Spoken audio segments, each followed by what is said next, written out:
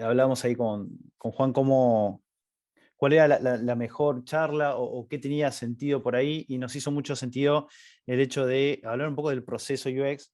Es algo que es muy importante, que a veces lo tenemos que vender internamente, y nada, un poco contar por lo menos lo que yo suelo hacer en el día a día este, de lo que tiene que ver con las herramientas que voy utilizando para, de nuevo, ir del problema a la solución. Así que bueno, empezamos. Bueno, ya un poco ya me presentaron. ¿Cuál es la agenda o qué es lo que hoy les quiero contar?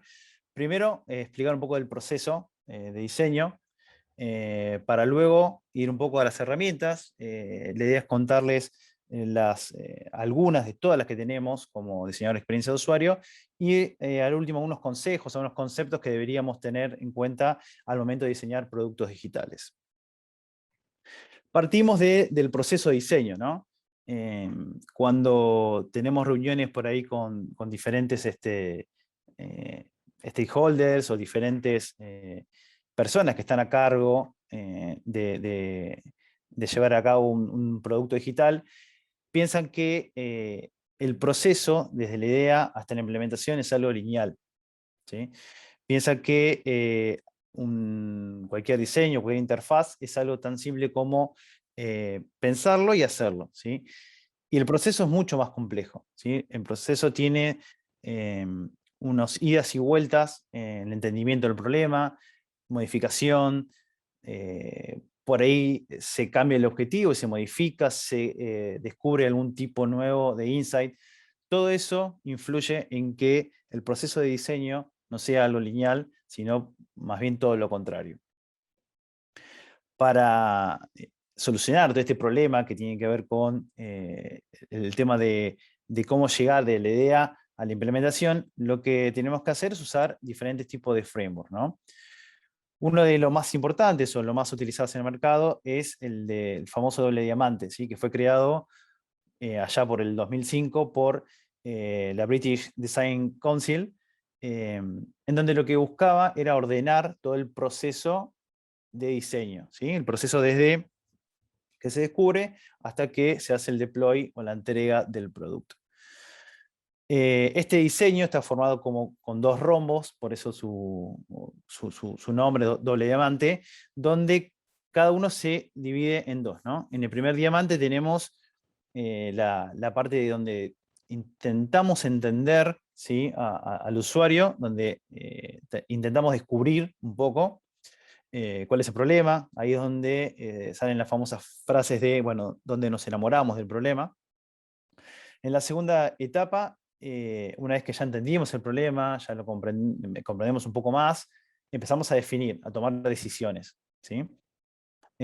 Una vez que esas decisiones de diseño ya empezamos a idear, vamos a una segunda etapa, un segundo diamante, donde queda desarrollar. Empezamos a desarrollar, a crear un producto al cual, por último, vamos a probar y vamos a entregar, ¿sí? Este es el modelo del doble diamante. Como decía, la primera parte tiene que ver con entender y encontrar cuál es la mejor solución, ¿sí? Que podemos encontrar ante un problema. Y la segunda parte buscamos la mejor solución, ¿sí? Ahí ya tiene que ver con el diseño en sí, ¿sí? Diseñamos una interfaz, un servicio, lo que fuera, ¿sí? Dentro de todas las herramientas que tenemos como diseñador de experiencia de usuario, em, cada una nos va a servir en un momento y para obtener algo diferente, ¿sí? Esto es muy, muy importante contarlo, porque no todo sirve para todo, ¿sí? Los A/B tests no sirven para validar negocios, sirven, por ejemplo, para validar diferentes diferentes microelementos dentro de una interfaz, ¿no? Entonces, tener en cuenta para qué nos sirve cada uno nos va a ayudar a después, ante una validación o buscar más información sobre un tema, tener conocimientos que nos va a servir. Este modelo que ven acá explica de forma súper sencilla y resumida las principales herramientas que tenemos como diseñadores de experiencia de usuario, ¿no? Donde el cuadro se divide en cuatro partes. La parte superior e inferior tiene que ver con si lo que hacemos nosotros es observar al usuario cuando lo utilizan en comportamiento, y la parte de abajo lo que dice son las aptitudes, es lo que el usuario nos dice o nos cuenta ante el uso, puede ser, del aplicativo, ¿sí? Después, de izquierda, vamos a encontrar todo lo que tiene que ver con lo cualitativo, y a derecha lo cuantitativo, ¿sí? Y hay como una dimensión más en cada uno de los elementos que tiene que ver si el usuario interactúa con el producto o no, si lo que queremos nosotros es hacer utilizar esa herramienta dentro de lo que es un lugar controlado, por eso dice el uso en laboratorio. Si es algo combinatorio, donde utilizamos también el uso, y aparte, mientras lo va usando, que nos vaya diciendo o nos vaya contando qué le va pasando, y después, bueno, sin usar, ¿sí? Que, por ejemplo, las entrevistas. ¿Por qué directamente no le preguntamos al usuario, a ver, qué es lo que querés, qué es lo que querés que necesitas? Bueno, acá David Ogilvy lo decía muy claro, ¿no? La gente no piensa en lo que siente, ni dice lo que piensa, ni hace lo que dice, ¿no? Entonces, debemos tener diferentes herramientas que nos va a permitir no solamente entender el problema, sino también entender al usuario cuando interactúa con esa solución que nosotros planteamos. Entonces, es sumamente importante. Vamos a ir etapa por etapa y contando algunas de las herramientas que yo utilizo, y también obviamente que se utilizan en el mercado, y contarles algunos consejitos, algunos tips que les va a ser de ayuda para implementar este tipo de proceso. La primera etapa, la etapa de descubrir, lo que hacemos es entender cuáles son las necesidades, por un lado, que tiene el usuario, y por otro lado están las oportunidades, ¿sí? Que hoy tenemos que no están satisfechas. Entonces, tiene ese doble input, ¿no? Esta etapa. ¿Cómo hacemos para entender o para tener un elemento, una herramienta para contestar estas dos problemáticas? Primero es la encuesta, ¿no? La encuesta, lo que hacemos es recopilar un montón de datos, ¿sí? Por medio de un cuestionario. Claramente lo que tenemos que hacer en ese cuestionario es entender cuál es el objetivo, qué es lo que queremos medir, y con esas preguntas recompilar la mayor cantidad de información, ¿sí? Hay que ser muy cuidadoso cuando se diseña una encuesta.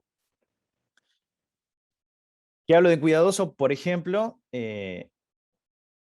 la encuesta le debe llegar al público target, ¿sí? Al público que nosotros queremos. No nos sirve enviar encuesta por enviar a cualquier persona que no sabemos que es nuestro usuario, ¿sí? Entonces, uno de los tips para lo que tiene que ver con la encuesta es, la encuesta le tiene que llegar a la persona que nosotros entendemos que es nuestro target.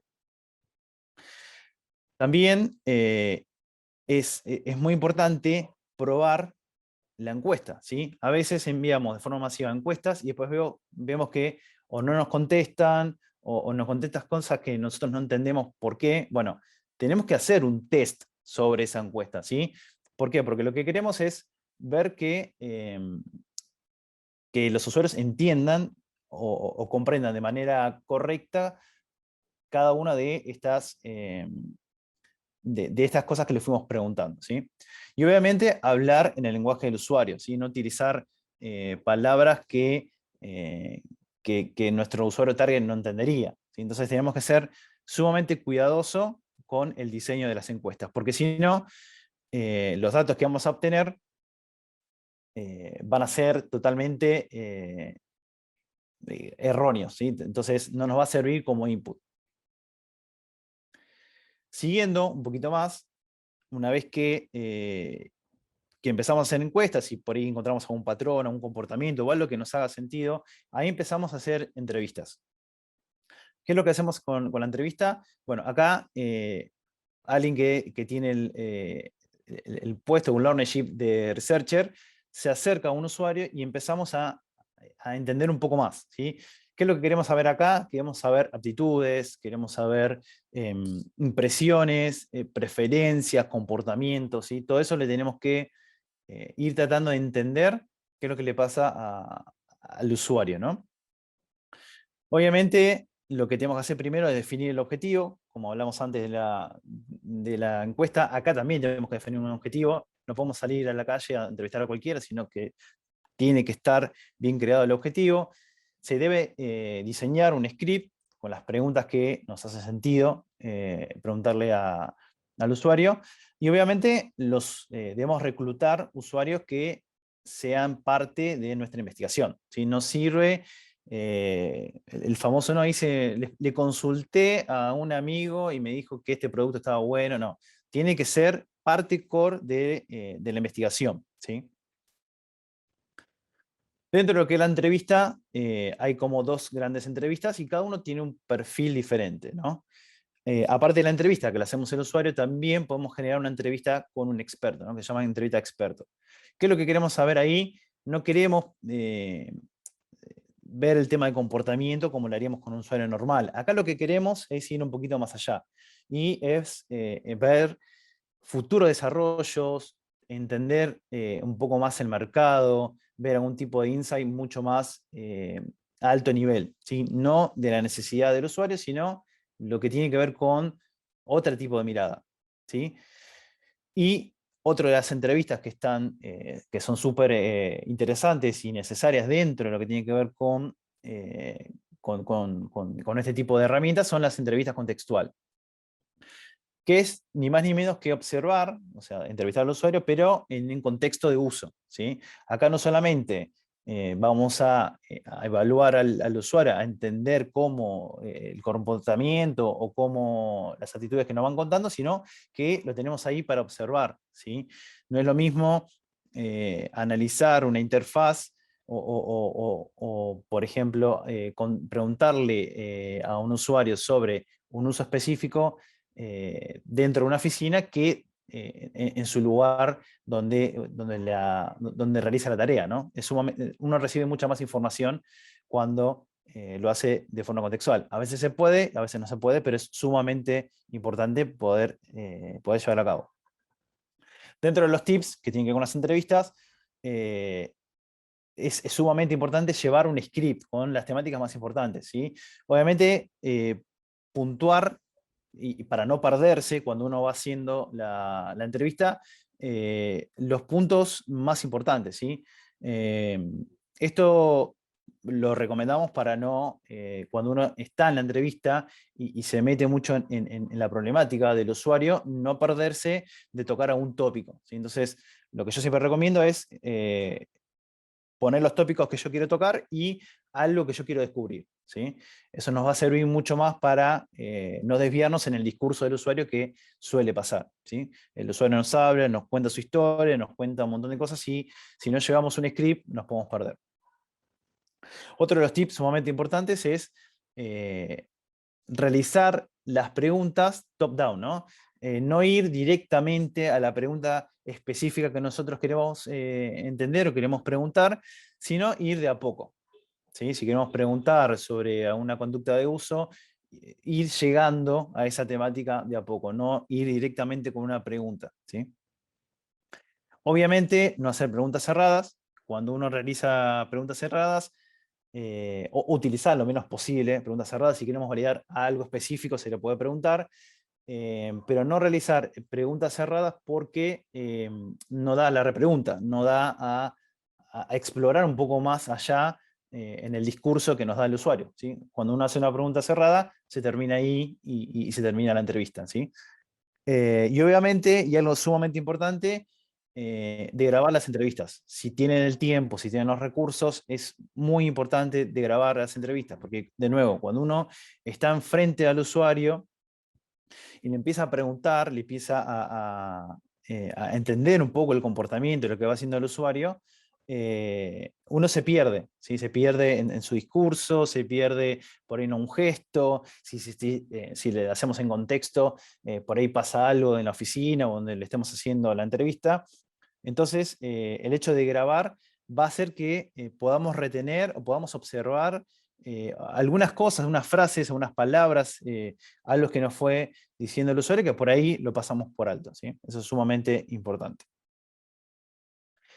Dentro de lo que tiene que ver con descubrir, también tenemos que analizar lo que hace la competencia, ¿sí? No solamente tenemos que entender lo que nos dice el usuario, sino qué se está haciendo, qué hace otras empresas. Y en Benchmark es la herramienta que tenemos para contestarnos esa pregunta, ¿sí? Lo que hacemos acá es generar una serie de parámetros y la vamos validando, ¿sí? Identificamos cuáles son los competidores, definimos algunos criterios que para nosotros son necesarios para validar diferentes cosas y hacemos el análisis de la competencia, ¿sí? Los tips más importantes son, obviamente, incluir a los competidores más importantes, ¿no? A veces puede ser competidores de nuestro negocio y a veces puede ser de otros negocios, ¿sí? Hay que entender ahí quiénes, si son competidores directos o indirectos también. Tenemos que entender bien quiénes son los competidores. Después definir las variables más importantes.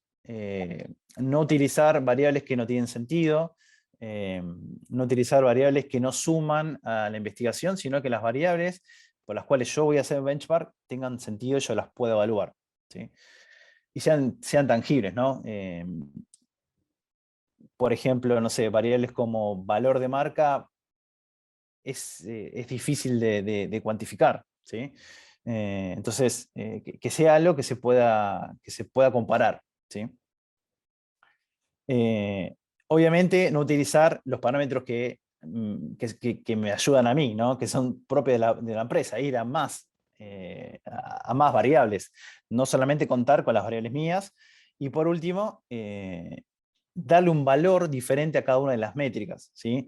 Que cada una de las métricas persiga una importancia por sobre la otra, ¿no? No es lo mismo medir si, no sé, si la aplicación, si la empresa tiene una aplicación mobile, que si, no sé, que si tiene muchos productos, no sé.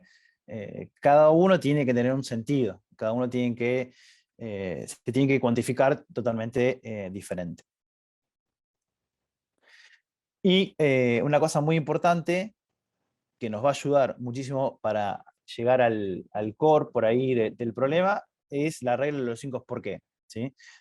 Esta regla lo que dice es que tenemos que, ante una respuesta del usuario, tenemos que seguir repreguntando 5 veces, ¿sí? ¿Por qué se hace esto? Porque esto nos va a permitir por ahí llegar a lugares que en la primera pregunta, la primera respuesta al usuario no llegó. Entonces, ante una pregunta y al hacerle varios por qué, la probabilidad de que el usuario se exprese mucho más o vaya al fondo de la cuestión es mucho más alta, ¿sí?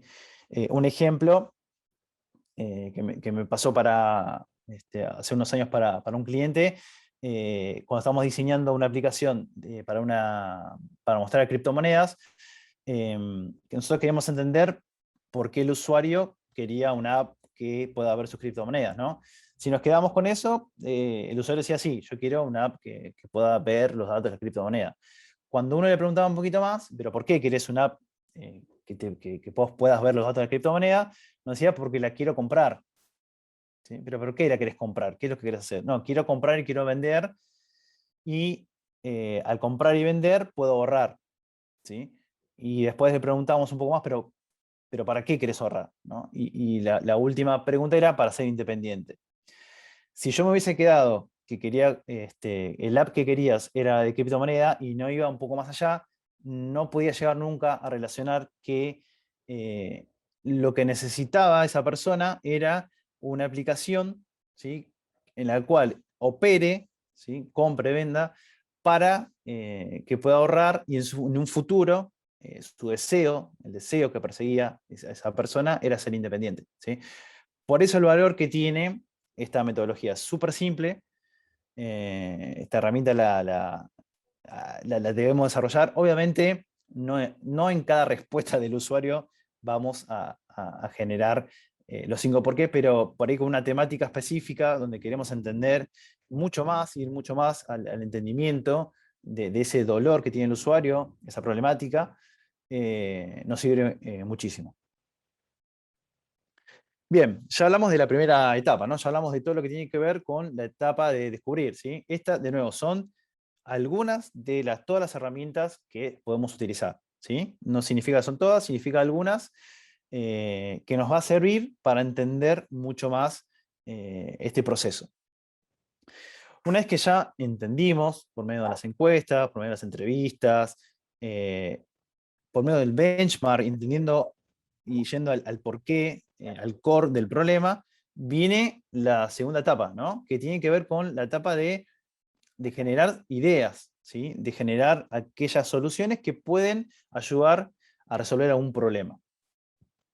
Y acá, lo primero que nos viene al tema del proceso es definir cuál es nuestro user persona, ¿no? Cuál es este arquetipo objetivo que tenemos nosotros que persigue nuestra aplicación o nuestra investigación, mejor dicho. Y lo que nosotros queremos hacer es un arquetipo el cual nos podamos identificar, podamos entender ese comportamiento, cuál es el conocimiento y cuáles son las aptitudes que realizan, ¿sí? ¿Para qué es esto? Esto es, de nuevo, para generalizar, ¿sí? Hicimos en la primera etapa encuestas y entrevistas. Esto nos va a generalizar y ayudar en diferentes estadios del diseño como para tener en cuenta a esa user persona, ¿sí? Para que cuando tengamos que diseñar nos acordemos de cuál era esa generalización que teníamos, este usuario target, y podamos comprobar que lo que estamos haciendo está inmerso en sus deseos, en sus comportamientos, ¿sí? En su conocimiento, y no estamos diseñando para alguien que no hayamos investigado, ¿sí? Los tips para lo que tiene que ver con el uso de persona, obviamente yo no recomiendo utilizar datos demográficos, yo prefiero hacer encuestas, entrevistas y generarlo desde ese lugar. Nosotros el user persona no es un usuario como el buyer persona, o sea, el user persona nos sirve para generalizar y diseñar desde ahí, ¿sí? No hace falta que sean datos demográficos. Obviamente, nunca generar personas o user personas que sean autorreferenciales, ¿sí? Nunca. Y no crear más de 4, ¿sí? Salvo que tengamos por ahí una empresa súper gigante y que tengamos diferentes tipos de negocio y cada negocio sea diferente, bueno, ahí se recomienda, pero si el negocio es uno, no ir a más de 4, ¿sí? Porque después se hace inmanejable y porque pierde el sentido, ¿no? El sentido justamente es que nosotros lo tengamos en mente y podamos diseñar teniendo en cuenta ese tipo de herramientas. Una vez que generamos el user persona, nos vamos a empezar a plantear, ¿sí? El desafío de diseño. ¿Cómo lo hacemos ese desafío de diseño? Por medio de POV o punto de vista, ¿sí?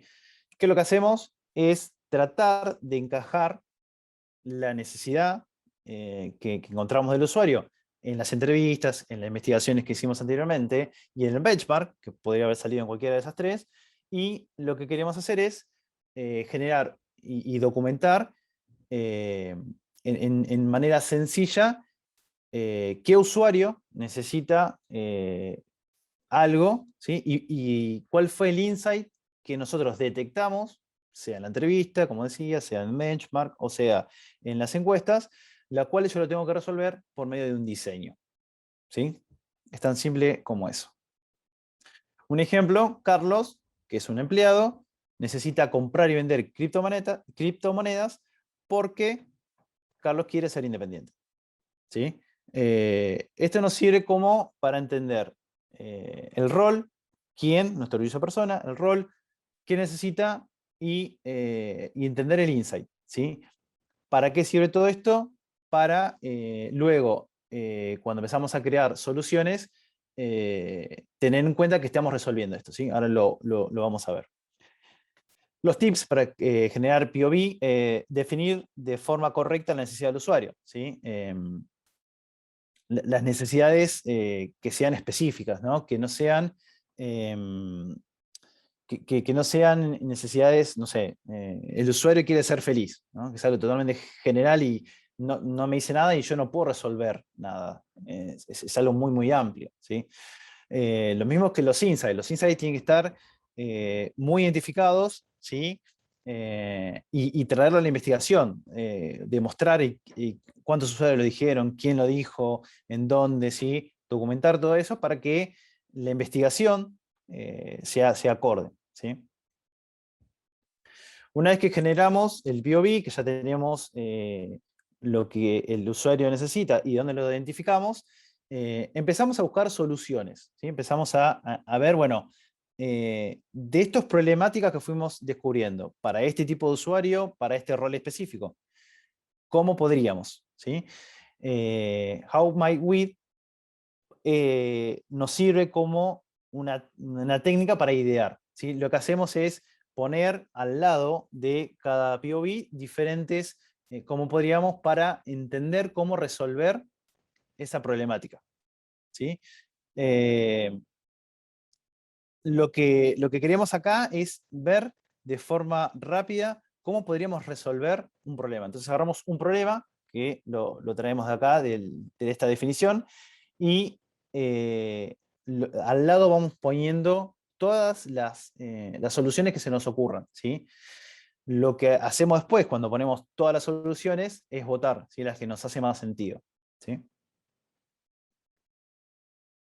Los tips que tenemos en cuenta para este tipo de herramienta, de este proceso de UX, son que obviamente estén asociadas a un POV, ¿no? Que no querramos solucionar algo que no tenemos, que está por fuera de la problemática, ¿sí? Y obviamente, como decía antes, el mismo problema que puede pasar con el POV, que sea algo muy amplio, ¿no? Que sea, bueno, yo quiero solucionar, no sé, la paz mundial, qué sé yo, no sé, y es algo que no podríamos hacer, o que todos puedan comprar criptomonedas lo más barato posible, no soluciona nada, ¿sí? Es algo que es un deseo, pero no soluciona un problema. Eh, ya vimos la parte donde nosotros empezamos a encontrar qué podemos hacer, cómo lo podríamos hacer. Ahora ya empezamos a desarrollar, a generar artefactos que nos sirven para entender el problema y para ir a validarlo, salir a validarlo. En esta fase, en la fase de desarrollo, lo que queremos es validar, primero crear una propuesta y después validarla a lo último, ¿sí? ¿Qué herramienta tenemos? Por ejemplo, el Crazy 8. El Crazy 8 lo que nos ayuda es de forma rápida, o sea, persigue como dos fines: de forma rápida generar propuestas visuales y por otro lado, soltar la mano como para generar luego más diseños, ¿sí? ¿Cómo se hace? Se generan 8 ideas en 8 minutos, ¿sí? De la solución que fue elegida en el paso anterior, ¿sí? Lo que hacemos es seleccionar una de estas problemáticas, cómo la vamos a resolver, y generamos un boceto de forma rápida, ¿sí?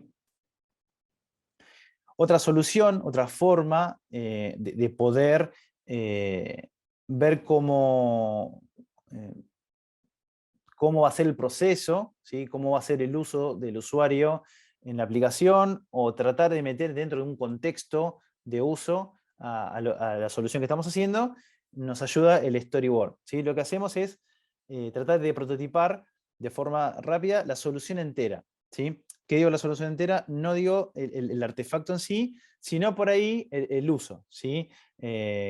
Cómo utilizaría el usuario nuestra aplicación, cuál sería el recorrido que va a tener el usuario para utilizarlo, ¿sí? De forma súper gráfica, súper sencilla.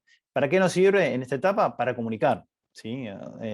Esta etapa nos sirve para comunicar, para venderla internamente o para ver que cada uno de los procesos fueron creados de forma eficiente, ¿sí? Una vez que ya creamos los bocetos mucho más rápido con Crazy 8, que ya pudimos bajarlo en un storyboard, nos vamos a un wireframe, ¿sí? Lo que hacemos acá en el wireframe es generar el diseño con un poquito más de detalle, ¿sí? No es en alta, sino tiene un poquitito más de detalle, pero donde ya se entiende cuál es la solución que quiero generar, ¿sí? Esta solución que yo quiero generar debe perseguir una estructura, una jerarquía, donde el usuario puede ver o puede entender el modelo de lo que estoy haciendo, ¿sí? De nuevo, me sirve para comunicar, ¿sí? Para explicarle eh, al usuario interno, digo, el stakeholders, o al usuario target, de las funcionalidades principales que tiene la propuesta de diseño que estoy realizando, ¿sí? Los tips que tenemos acá en la generación de wireframe es hacer el diseño, obviamente, con poca definición, ¿sí? Porque cuando estamos en esta etapa no necesitamos hacer el diseño en alta, ¿sí? Nosotros necesitamos equivocarnos rápido y empezar a aprender de forma rápida. No necesitamos generar un diseño que tenga todos los componentes, ¿sí? Necesitamos que estén un flujo completo con la funcionalidad principal y que le pueda explicar al usuario de forma sencilla la funcionalidad principal, ¿no? Que pueda entender para qué sirve o qué problema le vengo a solucionar al usuario. Y llegamos a la última etapa, ¿sí? Llegamos a la etapa donde necesito feedback, necesito validar la propuesta de diseño que fui generando desde que empecé a investigar hasta que generé una propuesta, ¿sí? Y acá la herramienta más importante que tenemos como diseñadores de experiencia de usuario son los test de usabilidad. Los test de usabilidad lo que necesitamos es probar de forma sencilla, evaluar la usabilidad del producto. Necesitamos saber qué tan eficaz es un producto, qué tan eficiente, ¿sí? La cantidad de errores que puede llegar a haber en interfaz, ¿sí? Lo que hacemos es eh, mostrarle al usuario una interfaz, previamente explicándole qué tarea tiene que realizar, y observamos cuál es esa interacción entre el usuario y la interfaz, ¿sí? Eso consta esta técnica. ¿Por qué es importante? ¿Qué vamos a obtener con un test de usabilidad? Primero, vamos a tener un montón de información que nos va a servir para proponer mejoras, ¿sí? Cada uno de los tests nos va a servir para validar y para ver qué tan alejado estamos de la solución final, ¿sí?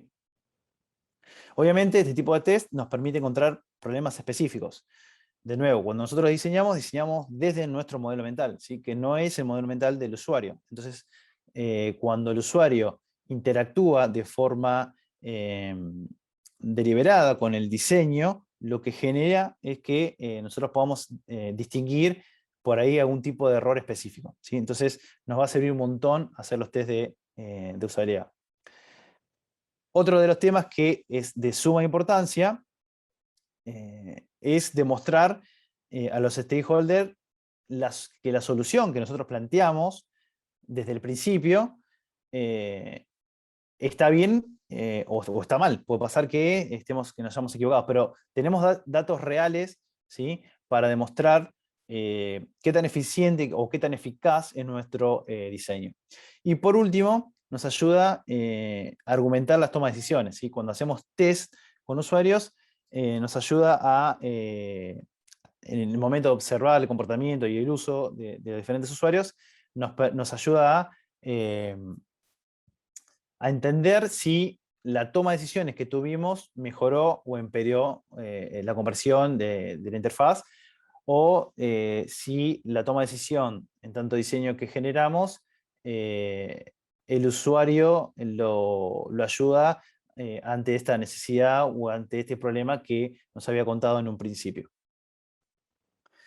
Los tips que pueden ayudarles a lo que tiene que ver con el test de usabilidad: primero, nunca, pero nunca ayudar al usuario, ¿sí?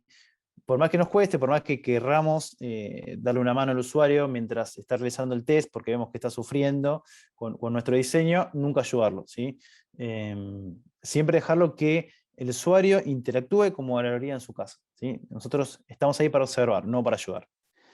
Nunca cuestionar al usuario, ¿no? Si el usuario dice algo que para nosotros no es así, o dice algo criticando el diseño, o lo que fuera, nunca, nunca, nunca cuestionar al usuario, ¿sí? Obviamente, tratar de no hacer preguntas cerradas, ¿sí?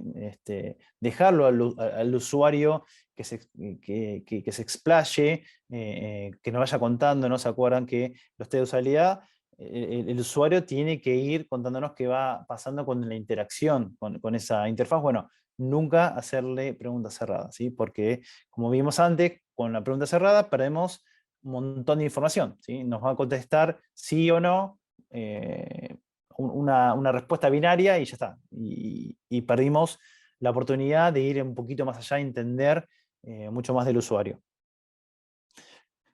Obviamente tenemos que evitar las preguntas de opinión, ¿no? ¿Qué te parece este diseño? Nunca, nunca preguntar eso, ¿sí? O ¿te gusta más este o el otro? Nunca, ¿sí? Cuando uno hace ese tipo de preguntas, lo que hace el usuario es intentar racionalizar su respuesta, ¿sí? Por eso nosotros observamos comportamientos, ¿sí? No, no queremos validaciones verbales, ¿sí? El usuario lo que va a pasar es que si nosotros le hacemos una pregunta, va a tratar de pensar, ¿sí? De racionalizar lo que está haciendo y ahí perdemos el elemento fundamental que tenemos en los test de usuario, que es analizar las actitudes y el comportamiento del usuario, ¿no? Y obviamente no preguntar sobre supuestos, ¿no? La futurología en los test de usabilidad no sirve, ¿sí? El famoso, ¿vos lo usarías? Si esto sale a producción, ¿vos lo usarías esta aplicación? Eh, el usuario no lo sabe. Va a inventar, de nuevo, va a tratar de complacernos y decir, sí, sí, lo usaría, es una excelente aplicación, y no es el momento de validar el producto, ¿sí? Sino lo que estamos haciendo es entender la interacción y la usabilidad que persigue el diseño que creamos, ¿sí? No validar el producto, esa es otra cosa que va mucho después y va por otro lado. Una vez que hacemos los test de usabilidad, lo que suele hacer es la matriz de feedback, ¿no? ¿Qué pasa? En los test de usabilidad recibimos un montón de información, y con la matriz de feedback me va a permitir organizar un poco de forma sencilla todo el feedback de todo lo que se evaluó, ¿sí? ¿Cómo hago? Agarro una pizarra grande, la divido en 4, y cada uno de los cuadrantes voy a ir poniendo los post-it de diferentes cosas que fueron pasando, ¿no? Por ejemplo, en el primer cuadrante lo que pongo son las cosas que entendí que le agradaron al usuario, ¿sí?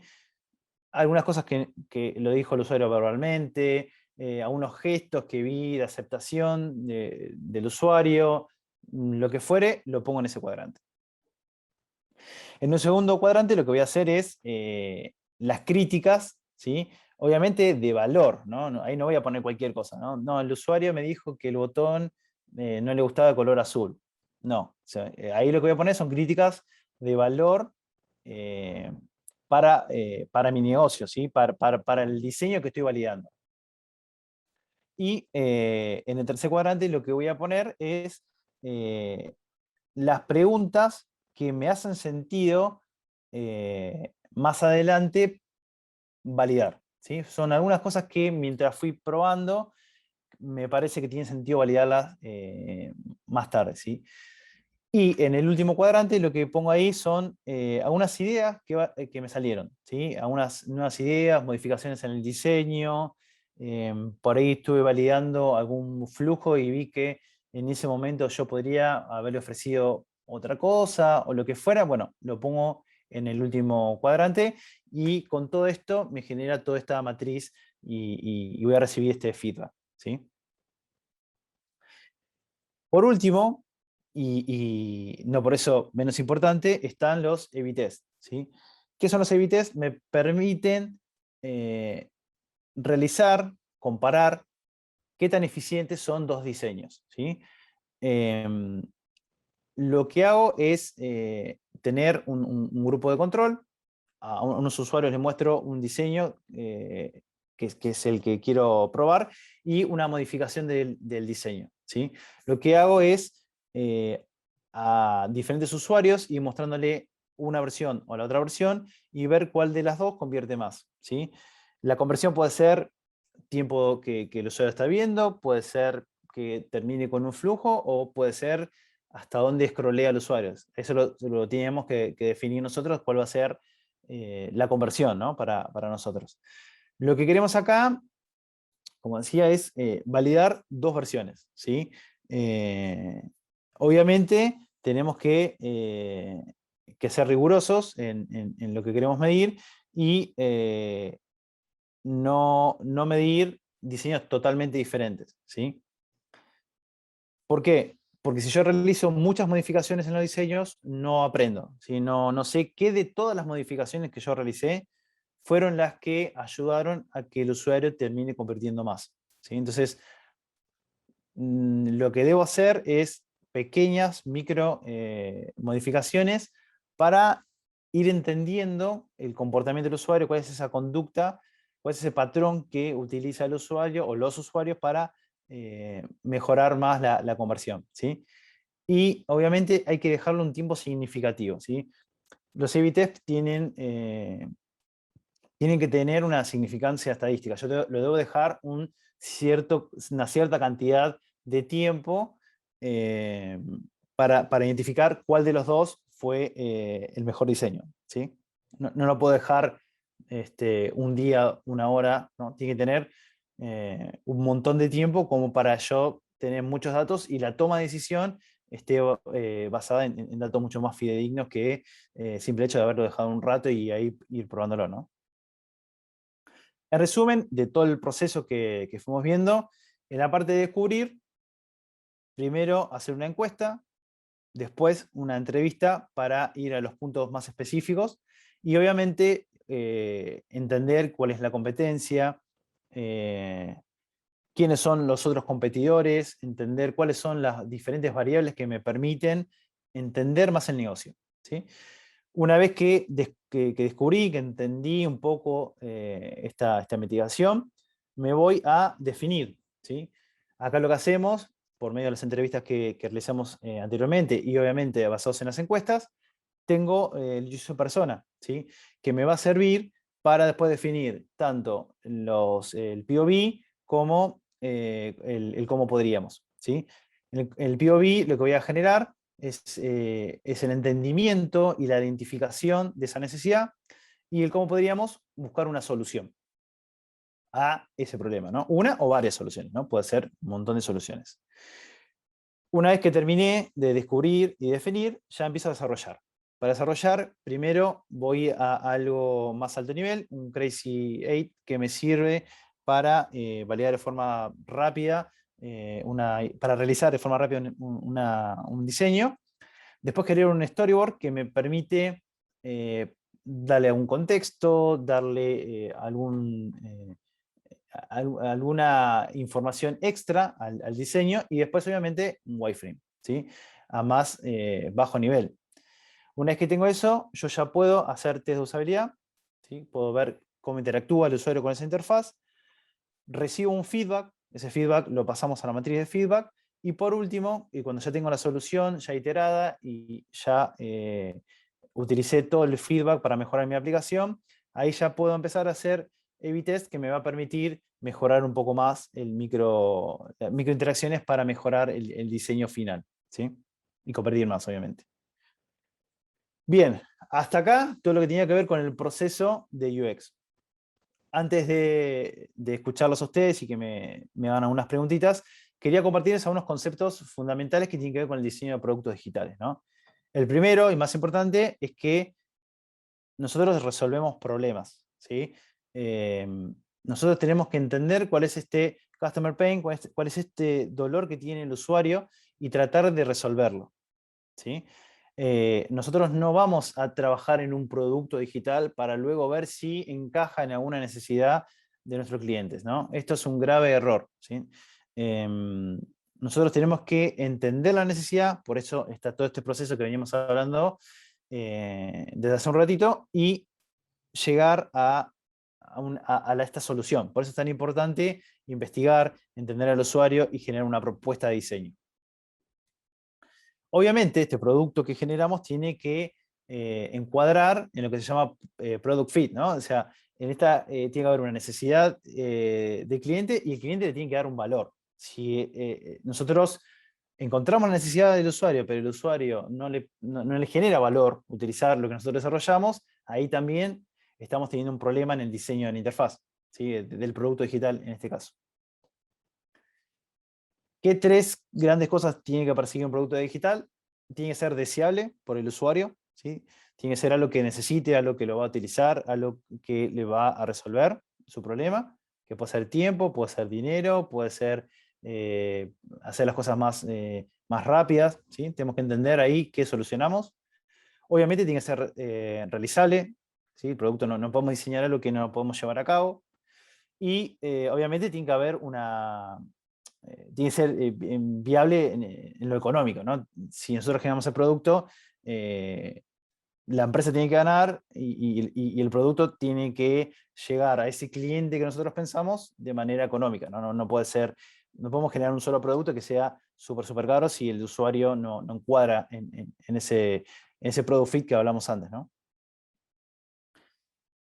Otros dos conceptos importantísimos que tienen que tener en cuenta en el diseño de productos digitales es el de Lean Startup, ¿sí?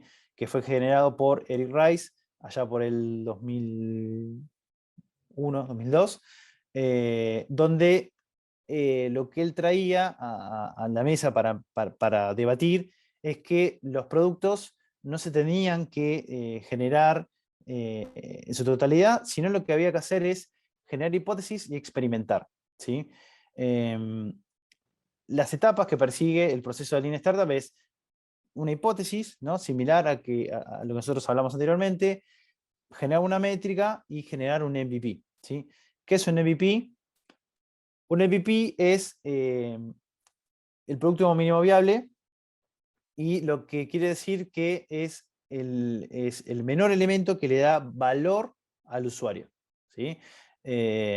No significa el MVP que tenemos que generar un producto retasado o sin los features, ¿no? Un MVP significa que es un producto donde lo principal, la acción principal está en el producto, por ahí no está al 100%, pero está. El usuario tiene que entender de qué va ese producto digital que estamos haciendo, ¿sí?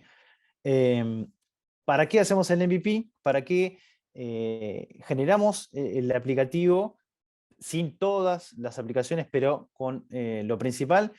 Primero para medir y lo más importante es aprender. Nosotros necesitamos seguir aprendiendo a los usuarios, ¿sí? Si nosotros generamos el producto al 100% y después vemos que el usuario ya no le parece interesante, ¿no? Nosotros estamos investigando y cuando entregamos el producto, ya por el tema de todo el tiempo que usamos, ya no le es importante, lo que termina pasando es que estuvimos trabajando un montón de tiempo sin sentido. Entonces, construir de forma rápida nos permite ir aprendiendo, ir midiendo y obviamente iterando nuestro producto. Como decía, el foco es en las funcionalidades principales, empezar muy chiquitito, ¿sí? Y lanzar lo más rápido posible, ¿sí? Esta es el primer MVP de Apple, ¿no? Apple no salió con la mejor computadora, ¿sí? El primer computador se veía algo así, ¿sí? No era una computadora como la que tenemos hoy. Compraron diferentes chips, los fueron armando y vieron qué podían hacer con eso. El primer modelo, el primer MVP de la Palm Pilot, que fue uno de los primeros eh, objetos móviles para hacer diferentes tareas, la persona que lo diseñó tuvo dentro de su bolsillo por una semana un pedazo de madera, que es lo que vemos ahí, ¿sí? Después fueron y diseñaron el producto, pero primero vieron qué pasa, a ver si yo llevo esto todo el día acá, ¿qué pasa? ¿Cómo lo sentiría el usuario? ¿Sí? De nuevo, paso a paso, ¿sí? Y este es el diseño de Airbnb, ¿no? No tiene el lujo, el nivel de diseño que tiene hoy, pero bueno, salieron y fueron probando, y fueron cambiando y mirando, ¿sí?